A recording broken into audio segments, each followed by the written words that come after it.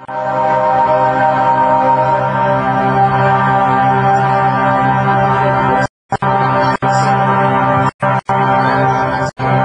Santo sa Jesus galakad-lakad sa templo sa portiko ni Haring Solomon at nagsiling sa iya.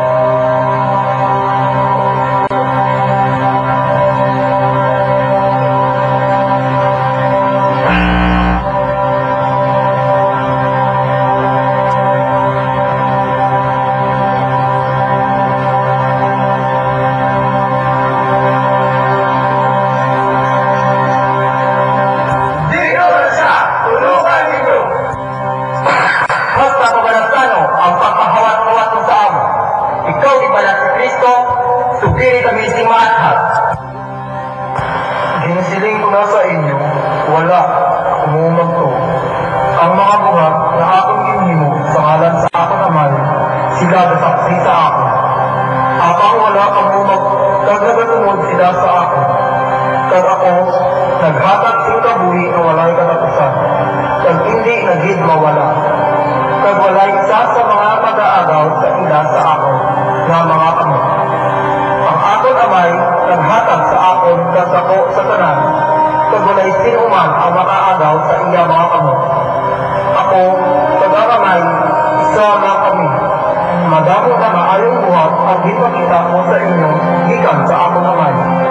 Din wala sa kung akon mga kasaypan, nga wala daw baton niyo ako.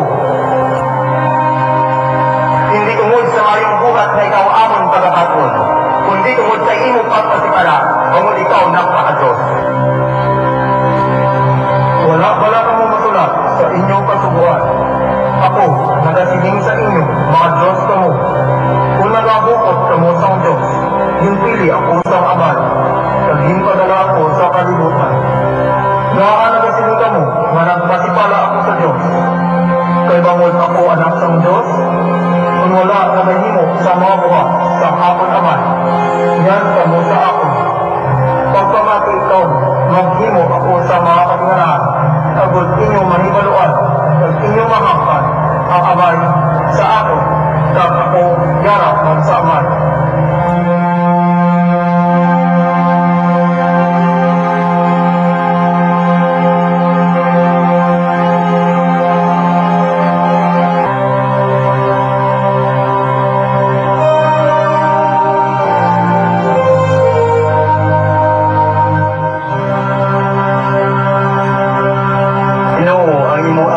Sila sa loob nagmasakit.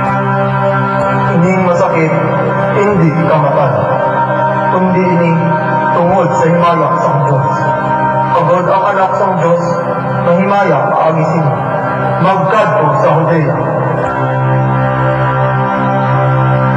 Manunudlo, bago pa lamang ang mga Hudyo magtingwa sa pagbago sa imo. Kag makadto kitaliwan dito,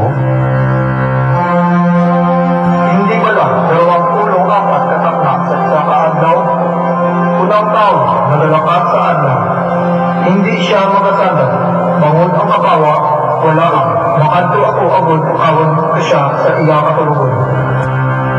Ginoo, kung natulugan siya, pagkabugtang bala siya gilayon. Si Lazaro napatay. Ang ginulo ay napatay?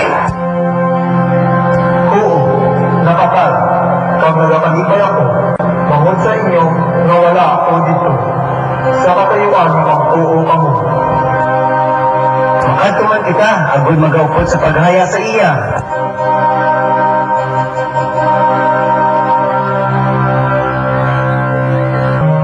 Nga isa sa mga manggaranon sa mga minero, kag madamo ang mga Hudyo ang nagkadto sa paglipay kay Marta kag Maria na hanungod sa ila utol.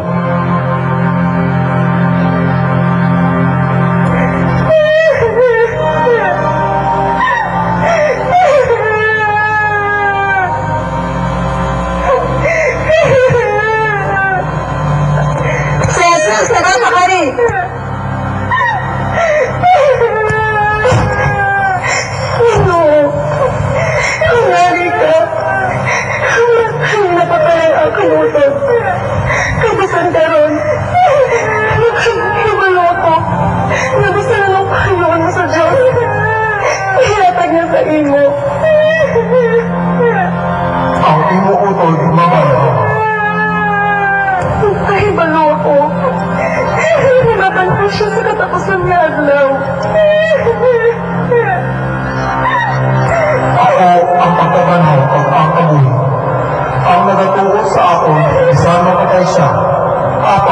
siya kag ang bisan sino nga nagakabuhi kag nagatuo sa ako, hindi nagit siya mapatay, nagatuo kabalas ni. Oo, Ginoo. Nagatuo ako. Na ikaw ang Kristo, ang anak sa Diyos. Siya na nagatari sa siningat alibutan. Wala ko ng silid sa imo, baka magtuo ka sa imayasang Diyos. Ama, nagpasalamat ako sa imo, maging pamatian mo ako. Nakahibalo ako, maging pamatian mo ako sa gihapon ko. Lazaro, magda ka. Hugarin siya, pagpalak ka.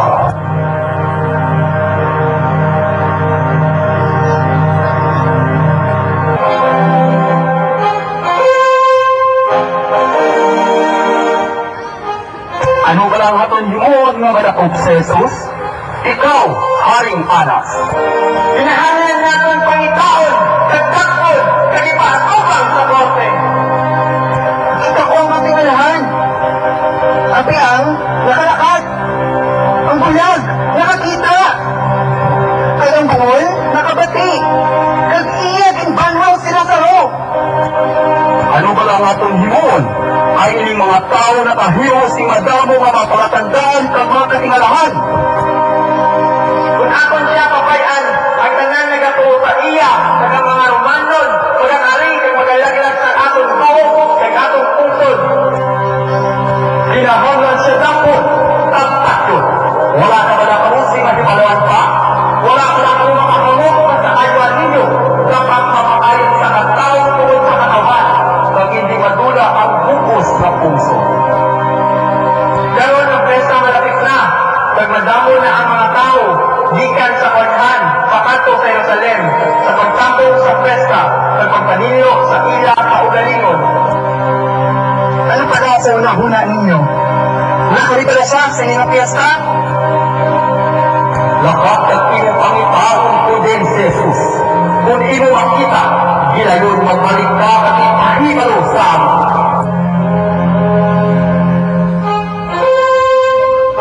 Basta, nakabati ang mga katauhan na si Jesus nagapakari sa Jerusalem. Gani, nagkuha sila sa mga sanasang kahoy, kag naghumlad sa ila panapton sa dalan, kag nagasiningin. Nagasugata sa iya, nagahulunyaw, na nagadayaw sa iya. Husana sa anak ni David, dayawon sa kainin sa alas ng Ginoo. Husana sa kaitaala. Sino pala hindi na tao? Iniya mo ang manalang na ama sa Jesus. Gikan sa Nazaret sa Galilea. Wala ninyo pag-uusap ka ang pagsingit sa mga tao. Anawa, wala ka mo sing mahimo, yari ka lang ang mga kadamaan na nasunod sa iya.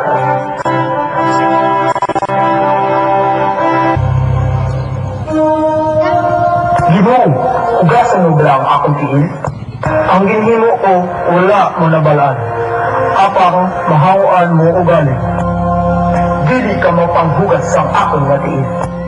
Kung hindi hugasan ko ang imo nga tiil, wala kasing mahin sa akon. Ginoo, hindi ang akong tiil lamang, kundi ang akong mga kamot kag ulo man. Nakahangog pala kamo sa nahimo o sa inyo? Kamo, nagatawag sa akon manunodlo, kag Ginoo, kag gusto ang ginsiling ninyo. Yan, kung ako ang Ginoo, kag manunodlo ninyo, kag naghugas sa inyong mga tiil, kay naghatag ako sing pagsulundan, agud sundon niyo si Jesus. Sa pagkamatuod, nagasiling ako sa inyo, ang isa sa inyo nagatugyan sa akon. Sugiri kami kung nahanungod kay sino nagapamulong siya. Ginoo, sino ba na siya? Ang atagan ko sa pinitik sa tinapay, nasa tusmog sa vino, amo siya. Lakas, ang imo ginabuko, imo ang dalo. Inhalog ko sa hinaot ang pagkaon sining Pasko, ang bagong katipan sa akong dugo. Himuon ini sa masonson na pag-inom sini, sa halumanan na ako.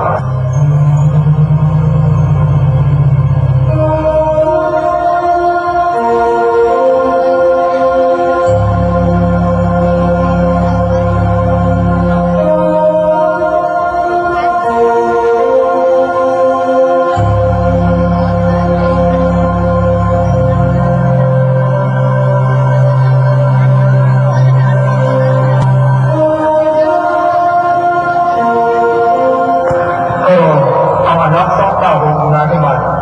Kag ang Diyos ginahimaya sa iya. Kag ang Diyos maganimana man sa iya kaugalingon. Kag sa ginayon, imalaro na siya.